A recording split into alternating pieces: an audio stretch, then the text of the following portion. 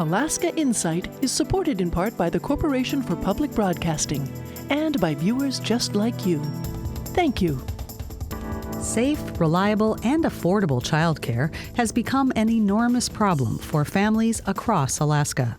My best advice for people who are just finding out that they're pregnant is literally like celebrate with your family and then start looking for childcare. Like really, and getting on wait lists as early as you can. What's being done to address the shortage of facilities and staff, and is there a way to ensure childcare is more affordable? We'll discuss it right now on Alaska Insight.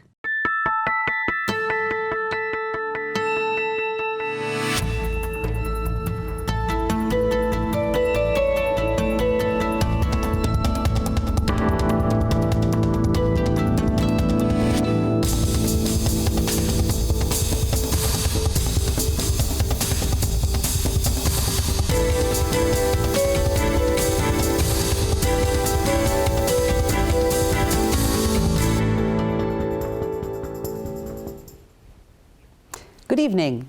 All across Alaska, families are struggling to find available and affordable care for their children. As we'll discuss tonight, this crisis of care has far-reaching effects on families, childhood development, and the overall economy. But before we get to that discussion, we'll start off with some of the top stories of the week from Alaska Public Media's collaborative statewide news network. 2 climbers last heard from as they prepared to scale a peak in Denali National Park and Preserve last week are now presumed dead. Officials with the park say leaders of the search efforts concluded that survival was not possible, citing the rocky terrain, the climbers' limited supplies, and the dangerously low temperatures overnight. The climbers have been identified as 34-year-old Eli Michael of Columbia City, Indiana, and 32-year-old Nafun Awal of Seattle. 2 major tribal groups announced this week that they will withdraw from the Alaska Federation of Natives. The Central Council of Tlingit and Haida Indian Tribes of Alaska and the Tanana Chiefs Conference will both no longer be part of the Federation, which is the largest statewide Alaska Native organization. Tlingit and Haida President Richard Sha'aish Peterson said the membership doesn't feel as necessary as it did in the past, citing Tlingit and Haida's capacity to advocate for their own regional causes. Meanwhile, TCC pointed to what they say is a lack of significant action on salmon and subsistence protection as a major reason for their departure. AFN's longtime president, Julie Kitka, says she's withholding comment until the AFN board meets next week. The Alaska Division of Forestry and Fire Protection has sent resources, including firefighters, to the Canadian province of Alberta, which is dealing with an unusually intense early wildfire season. Division spokesperson Lily Coyle says Alberta had more than 100 wildfires spreading out of control over the weekend, and a state of emergency has been declared. While Alaska wildfire fighting agencies often send people and equipment to work outside the state in the fall, Coyle says the spring deployment is very unusual. You can find the full versions of these stories and many more on our website, alaskapublic.org, or by downloading the Alaska Public Media app on your phone. Now on to our discussion for this evening. Between lengthy wait lists and rising costs, it's difficult for families in Alaska to find available and affordable childcare. Alaska Public Media's Wesley Early has more on the strain the tight childcare market is putting on Anchorage families. Amanda Dale is a mother of 2 in Anchorage. She's been over a year trying to find childcare for her first child, 3-year-old Ethan. After months of waiting, she was emotional when they finally got a spot last August. So a woman from the preschool called and said, "We have a full-time spot for your son." And I started crying and I apologized to her, like, gosh, I must seem like very weird that I'm crying about this. And she said, "Oh no, it happens all the time. Like, people are so relieved to get a call from me." I know you have the best legs in the world, I'm aware. Across the state, Alaska families are having a harder and harder time finding available and affordable childcare. Rianne Honeman-Keha is the Family Services Manager at Thread Alaska, a nonprofit that works to connect families to childcare and advocate for early education. She says finding childcare has always been a problem, but the pandemic strained the already tight system. There has definitely been a decrease in providers. Some have left the state, some have retired, some have just decided to find another career during this time. With fewer providers and high demand, Honeman Keha says childcare openings fill up almost immediately, making them hard to track. My best advice for people who are just finding out that they're pregnant is literally like celebrate with your family and then start looking for childcare. Like really, and getting on wait lists as early as you can. Since there's such a tight market, childcare has become increasingly expensive for families. Dale says she and her husband pay more than $1,400 a month for their son, and now she's thinking about when her 7-month-old daughter Lena will need childcare too. When we first enrolled him, it was 2 months up front and startup fees. So we paid over $3,000 that first month, which is nuts. And when she starts, there's a small discount, which is great for siblings, but it'll essentially be about $2,700 a month. Other families are just starting the search. Jamie Smith is pregnant and is due in October. She already has her baby on several wait lists. Smith says she plans to go back to work in February when her baby is about 4 months old, but she wonders, what if they never get into daycare? You have to kind of think of like, does my husband quit his job? Do I quit my job? Does one of us go part-time if we can only find part-time childcare? And we don't have family in the state, so then you have to think of, well, if we really can't find anywhere, do we have to leave the state and move? And then you have to sell the house. Smith says she's thrilled about becoming a mother for the first time, and even the daunting and frustrating search for childcare won't take that away. In Anchorage, I'm Wesley Early. Joining me tonight to discuss the state of childcare in Alaska and the potential to improve it are Stephanie Berglund and State Senator Lukey Tobin. Stephanie is the CEO of Thread Alaska, which connects families with childcare and early education opportunities around the state. And Senator Tobin is set to be a member of Governor Mike Dunleavy's recently announced Child Care Task Force. Thank you both for being here. Thank you for having us. Thanks, Senator Tobin. I know you're really busy down there, so thanks for joining us as well. Stephanie, start us off with an overview of the need across the state. We just saw the story about some Anchorage families, but how much capacity versus number of children are you getting a sense of? Yeah, the need is really great, and there's lots of concern across the state right now for really parents, as we just saw, really desperate, looking for childcare, and the frustration is high, the stress is high, and it's really expensive. So Thread estimates that there are only about half of the licensed and regulated childcare spaces that are needed for families right now across the state. Half. And of those that are open, of that half, unfortunately, not all of them are fully able to utilize all of their spaces and serve all of the children that they're licensed for, because they are having a staff shortage and finding it difficult to recruit and retain the staff that they need to fully serve all the children that they are able to. That is staggering to consider that half has left. What do parents tell you about how they're trying to put it together so that they can still work but have adequate care for their kids?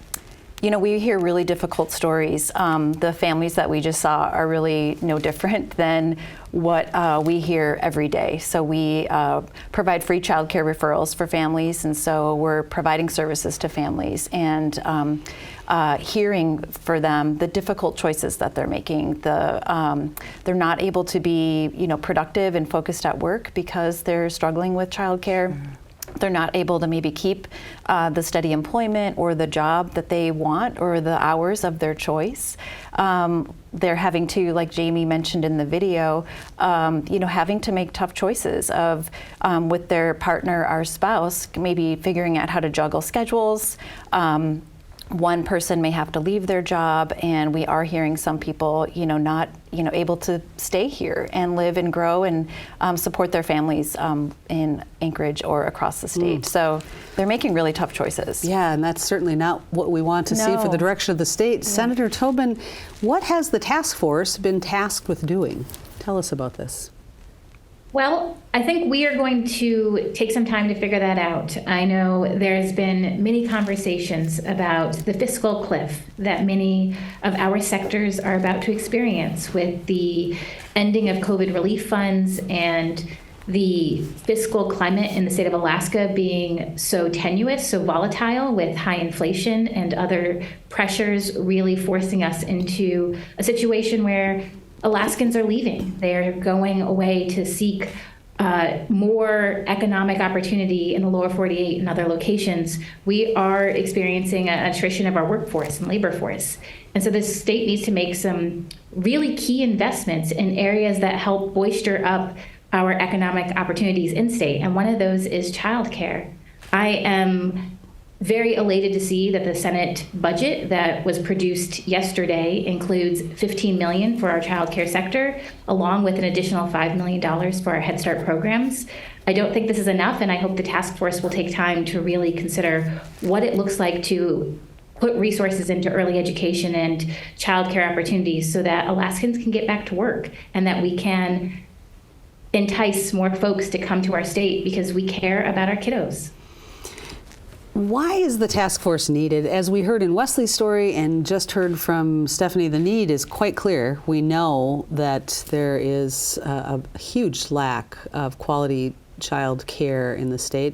What can the task force do to help move that needle? Well, I am hopeful that the task force will take the opportunity to really tell the story. There are so much information and data points that are swirling, and I know folks here in this building have to make really difficult decisions, and oftentimes they are over inundated by info.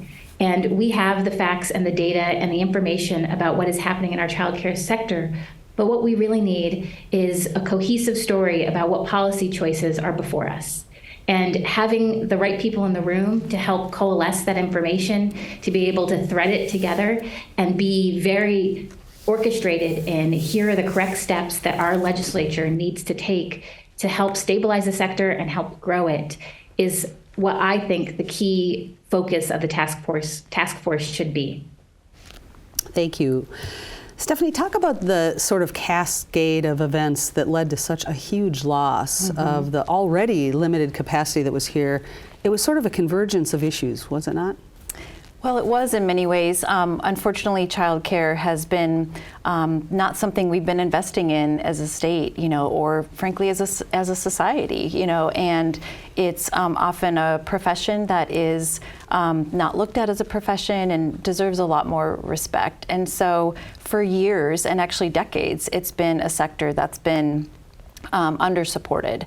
What has happened is it's been really built on the backs of parents. Parents are, paying for the majority of the tuition, and little subsidy is available for, supporting the small businesses across Alaska, providing this important care and services, and supporting the families. So the sector was already struggling, and then with the pandemic, we just saw that get worse. We saw, of course, families, keeping their children home and not being able to afford childcare because some, lost their job or had reduced hours. So that meant, some childcare programs reduced staff and had to change their business model. At the same time, their operating costs were increasing. So they had a larger gap than normal, which made the business really tenuous and extremely fragile. So we saw, unfortunately, the sector struggle even more, and they're still working to get back. And we don't want it just to come back to what it was. We want to strengthen the sector so we have really a thriving child care field. Perhaps the task force that Senator Tobin is part of will unpack some of this, but you mentioned, and I want to get to some of the state and federal potential funding a bit further into the program, but you mentioned the fact that we haven't invested in a very long time, both in the state or in the nation. What's known about why, when we can see a very direct line from dollars invested in early education to much better outcomes and less expense societally in the future? Why is this so hard to get right? Yeah, well, I think as the senator said, that we have to make really hard choices of, where we invest in our limited dollars. And we're really hopeful at THRED, to see some changes being made at the federal, state, and local level to invest in our families. And we have heard the governor and many people say, that we want to make Alaska the best place for families to live and for all of us to be. So investing in childcare is a great way we can do that. And another aspect of quality early care is for screening for potential challenges that children may have. Talk about the importance of this for child development. Yeah, quality early learning, any way we can provide it is super critical for young children. We see childcare and early learning programs is really part of the larger continuum of education in our state. And so the more we can give children a strong start, the more they will be successful and ready when they enter kindergarten, and then have more success throughout the trajectory in school and beyond. So that includes developmental screening. So the earlier that we can provide supports for a family or recognize when one of our youngest learners needs some assistance and maybe some additional services to support their learning and development, the earlier that we can help them be on that road for success. So we know that when children are in high quality early learning programs or their families have strong supports for that early childhood development, that they're entering school more prepared. We're seeing higher, third grade reading scores and eighth grade math. We're seeing stronger graduation rates, and ultimately a stronger economy when we all can be more successful. Absolutely. Senator, when will the task force start meeting and be working? And do you see the budget item as the main priority right now for the task force? The governor is not supportive of the $15 million that is in the Senate budget. Well, I had a text message from our newly confirmed Commissioner of Health today, and I know there's a lot of folks talking about this, and we want to figure out how we get to yes. And I think it really is, again, back to telling the story. Oftentimes, when we have relied on the market to provide these very critical and absolutely necessary pieces of our economic infrastructure, we don't really advocate or include the relevance of those when it comes down to the time we need to make the difficult fiscal decisions, and they get pushed aside. And right now we have a real opportunity to be very clear and concise in what the message is. Childcare is a critical component of our economic vitality and viability as a state. It needs to be a part of every conversation for every community member, not just those who have children, but for those who rely on the surrounding labor force that do have children. I also think it's a question not of what is the minimum that we should be doing, but what is the best practice that we can ensure and provide for our young ones. And it really comes down to that reality of high quality of care, of high quality of early learning opportunities. I'm excited that legislation passed last year that included an expansion of the Parents as Teacher program. It didn't include a funding source.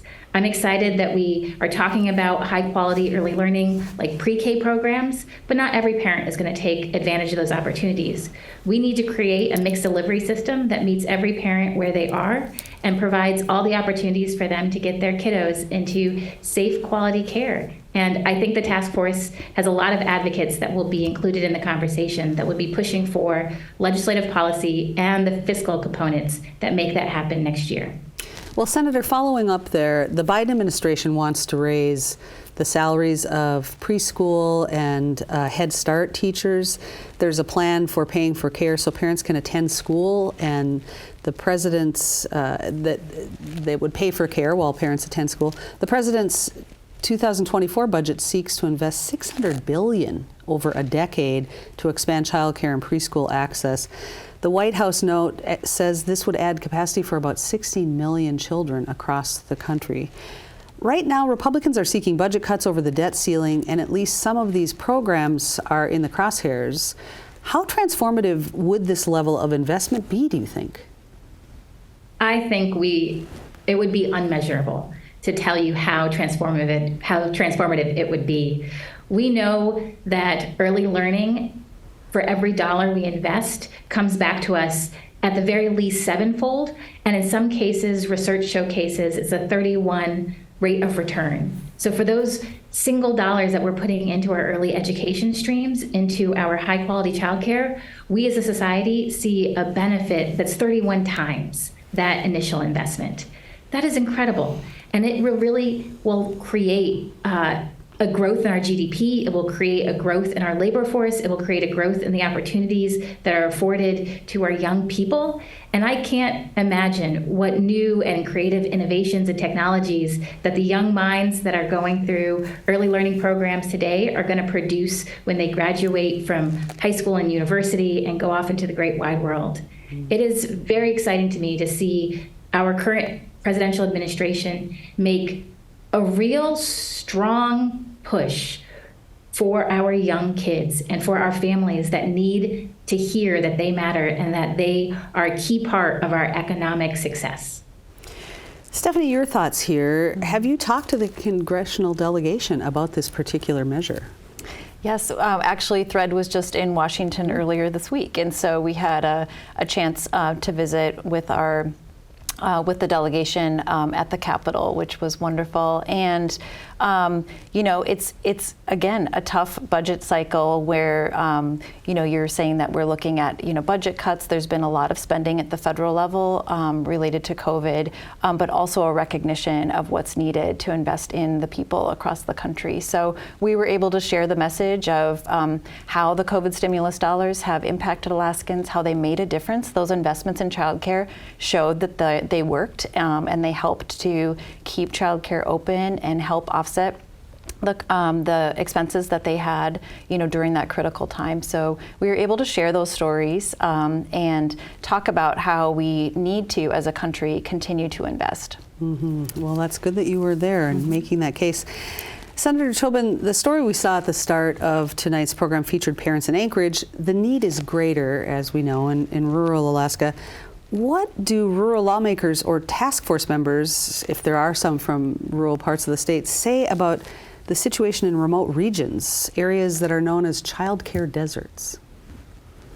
Well, we recently had one of those very infamous lunch and learns here in the legislature where an advocate came and showcased a documentary filmed in rural Alaska entitled At Home, In Home.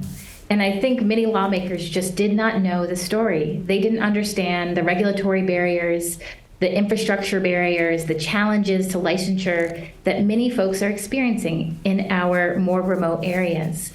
It really highlighted, again, that a task force that is focused narrowly on making sure that folks understand the climate, they understand the challenges and barriers that many folks are experiencing, and they understand the rate of return that we receive as a state when we invest in high-quality childcare and early learning opportunities will help us really smooth a pathway to establishing not only in statute, but also just in the hearts and the minds of those who are in this building who need to know that their communities are being significantly impacted by the lack of childcare access in their communities. So many folks want to get to work and they can't because they need to know that their little young ones are going to be safe and secure in a licensed facility. Absolutely.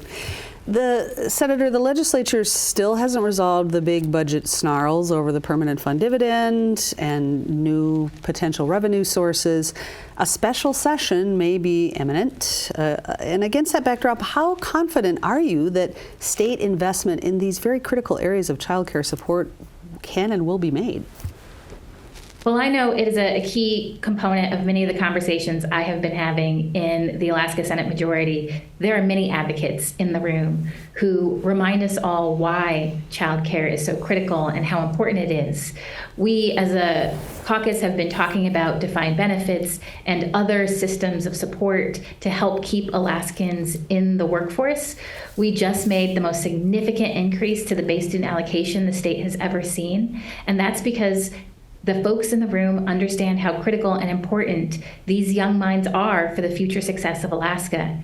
I have no doubt that the folks in my caucus will be continuing to champion the $15 million that was added into the Senate side for childcare, the $5 million that we also added in for Head Start, and these are just the beginnings of the conversation. There are many in the room who know and value our childcare labor force and want to make sure that they have the resources and the tools and the support that they need to not only continue to do the work, but also to flourish and to expand it so every family has access to the child care option that is right for them. Thank you so much. And Stephanie, my last question for you would be, You mentioned in a previous interview about some creative partnerships with businesses. Describe what that might provide for families. Yeah, well, in addition to the opportunities at the federal, state, and local level for government to be investing in childcare, we're really excited about where there's opportunity for businesses to partner and engage. So there are, opportunities for businesses across the country to provide employer-sponsored childcare, and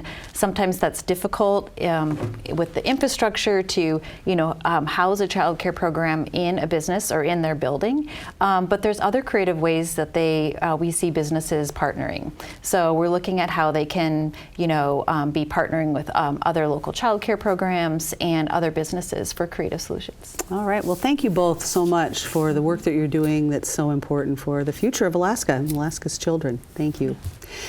It cannot be overstated that quality care for children is critical for the immediate daily needs for children, but also for the longer-term needs, socializing, learning, and creative development that comes through imaginative play. It's an investment for a brighter future for Alaska's kids and families. Good childcare and early learning today leads to better outcomes for young people in the future, and that's important for all of us. That's it for this edition of Alaska Insight. Visit our website, alaskapublic.org, for breaking news and reports from our partner stations across the state. While you're there, sign up for our free daily digest so you won't miss any of Alaska's top stories of the day. Thanks for joining us this evening. I'm Lori Townsend. Good night.